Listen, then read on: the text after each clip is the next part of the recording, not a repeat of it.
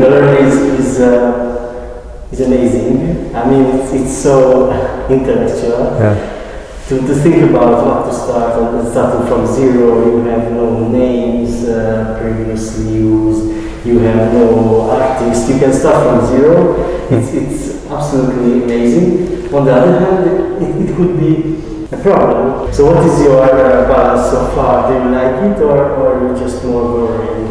The first thing we might want to correct a little bit is that we are not really starting from zero, right?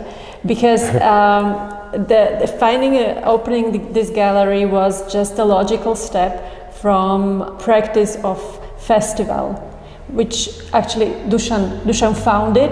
I joined it a little bit later, but nevertheless, the festival is going to celebrate 13th year this year. So there was a long history of working in photography, working in Slovak photography, working in the region of Central Europe, and of course developing worldwide, like give a fresh view on production in photography.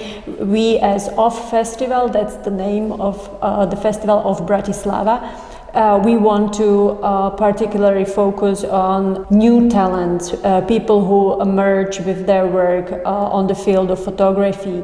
And then suddenly, after that many years, you feel this need that, okay, the festival is living its life, it's developing its way, but there is something more that can be done in Slovakia in photography, in Central Europe in photography, and finally in a broader context. We are not that far with the gallery, but where I'm heading to is that suddenly there is this space still open for where you can develop as a curator, as somebody who wants to stay in the field of photography.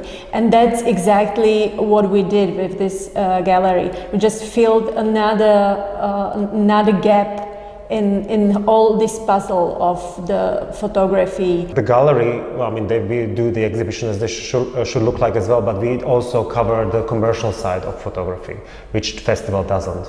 We are in the city center. Yes.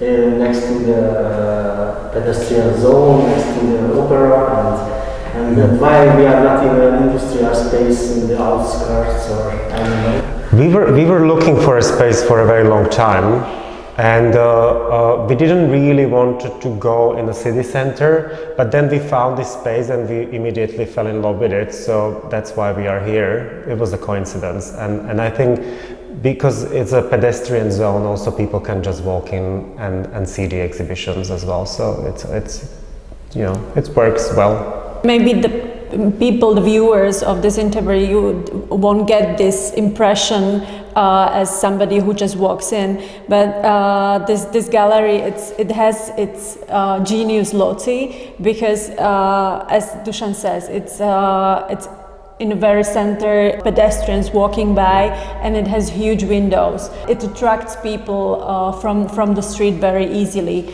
It worked really well even during the pandemic, when the galleries had to be closed. That people could see the exhibition, part of the exhibition, because this is not the whole space. We've got another 2 floors here.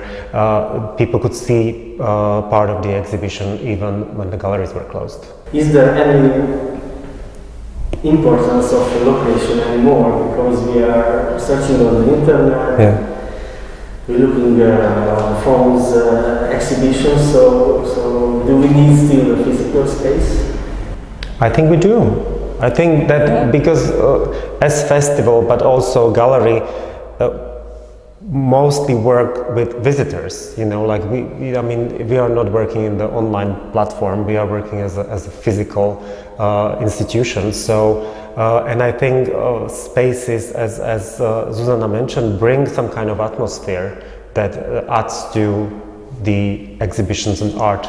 Here in Slovakia, people are sort of people in art are sort of tired of having art mediated online. Yeah. Really, they started saying it last year summer that they actually they were ready to cancel exhibitions which would go on but online, but they said, you know, let's better cancel it, because everybody's tired of this kind of presentation of art.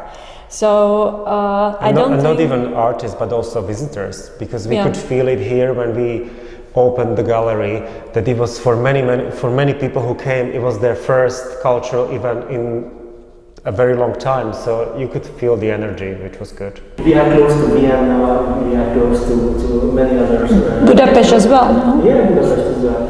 So why still Bratislava? You can still open a gallery, I don't know, in Paris or in Kochol or in London. For us, it's also a matter of supporting Slovak art market. Then you go bigger, and then it's Central European market. That's why our first exhibition included Hungarian photographer, included Czech photographers, Austrian, Polish.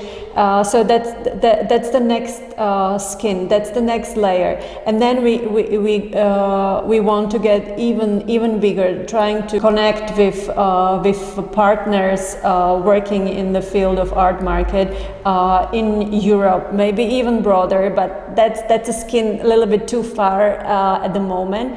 We were missing this platform in Bratislava, in Slovakia. There wasn't another gallery that would be representing Slovak photographers locally or abroad, and that's maybe, as Zuzana mentioned, like this is why we chose Art Market Budapest as our first art fair to go last year, because we've got a lot of very good local artists who are not photographic artists, we're talking about photography, who are not represented by any gallery here or abroad, and that's what we are trying to do.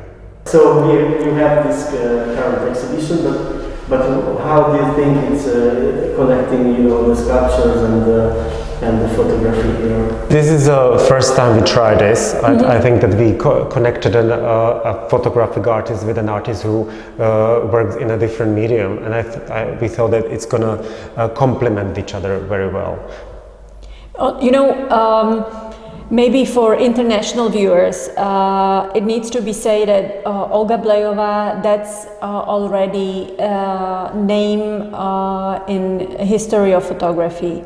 So it's not easy to present something which might be innovative. It's not only gallery which represents artists and wants to sell photography and get it some decent place in the world or international photography market. It's also to present something which has some curatorial potential.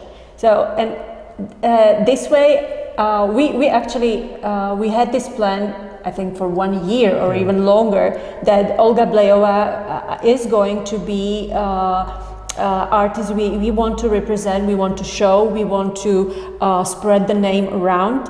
But the concept of the exhibition was something we really need to sizzle for some time till this combination generated. The younger generation of contemporary Slovak artists, Ludmila, and Olga Blejová, older generation of Slovak photography, made this match. Yeah, we are combining photographs from 60s with a very contemporary work, and as you know, they are two very different artists, but the approach in the work we are exhibiting here is the same. What I saw when I just entered this place is the immediate feeling of poetry. I think you saw it right, because the photographs were created as illustrations for poetry. Which was also, in that time, it was quite of a novelty in Slovak photography or in Slovak art world. Yeah, we're talking about 1960s now. Yeah. And we even are planning an event tomorrow where we are having a Slovak local actress reciting the original poems next to the photographs. So we are trying to bring the photographs into the original context as they were created. You are both photo experts, so you know well how this is evolving. I mean, the digital stuff is that you have less and less analog photography. You don't have the films, you don't have the cameras anymore. Everyone using digital. And of course it's called G-Clear when you print a digital image and not something from the analog photography film. Do you think it could be a big difference? Talking about the differences between the digital and analog photography.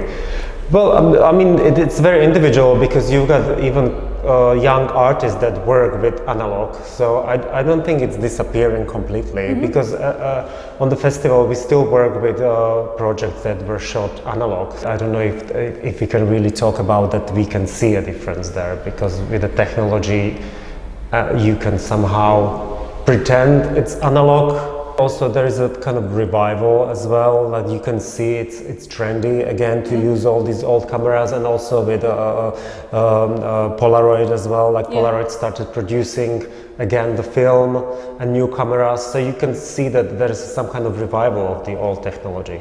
But isn't it maybe harder to distinguish between just someone from Twitter or I don't know Insta and the real artist or being creative it's never been a bad thing. Like it helps, you know, it helps you to deal with your own psychological stuff and all that. So if people work with art, I think it's good. Not everything should be exhibited in the gallery, obviously, but I think it's very good that people are creative. I can only agree. Yeah, it's okay. I just wanted to ask because sometimes I don't know, but what the word artist means. Yes.